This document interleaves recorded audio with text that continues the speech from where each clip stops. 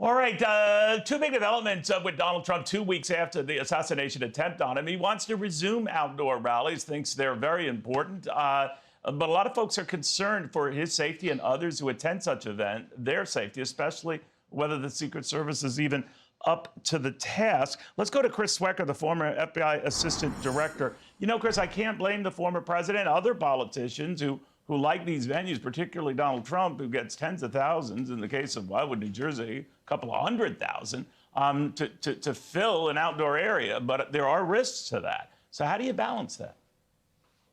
Yeah, I mean, it is a balancing act, and these are high-risk events because of the way they're laid out, and often in open areas, which are very hard to secure. You need a lot of resources. But having said that, I don't think they should limit former President Trump and how he does his rallies. I mean, this is his hallmark. This is his trademark. This is how he sort of rallies his troops. The Secret Service is just going to have to step up their game and do their job. They're doing financial crimes and all this other stuff. They're only using about 30% of their resources on protection. They need to go back to their core mission and staff up. You know, you're the expert of this, Chris, but I read a prompter, so I think I qualify. And the one thing I've noticed is how similar this seems to 9/11 in that various agencies didn't communicate with each other, even at the moment of the attacks and afterwards. And I don't fault them. But I'm just saying that we learned similar instances where local police couldn't communicate with the Secret Service. I don't know how detailed or even true they are.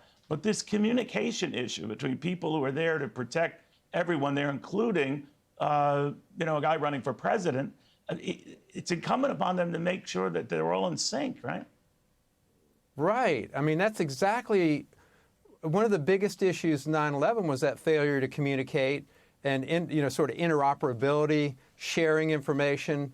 That should, I mean, we ought to have that puzzle solved by now. We had various commissions after 9/11.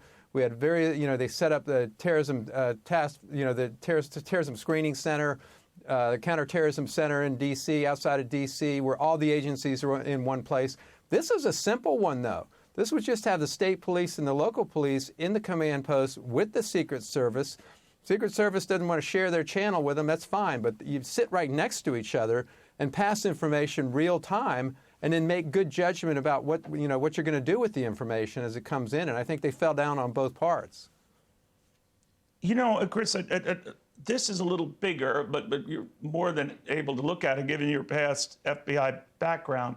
We have a president of the United States right now who's essentially sidelined for the next 6 months.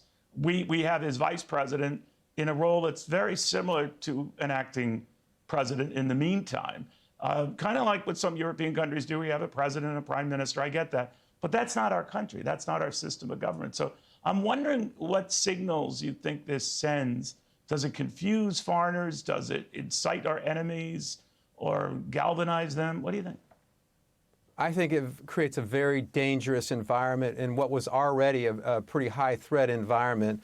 And we've got China breathing down our neck in an alliance with Russia. That's not good.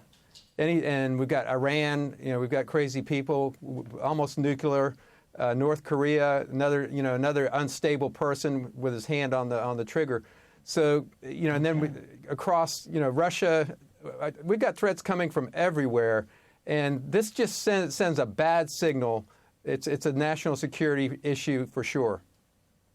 Got it, Chris. Thank you very much. Stick around. We'll have more after this.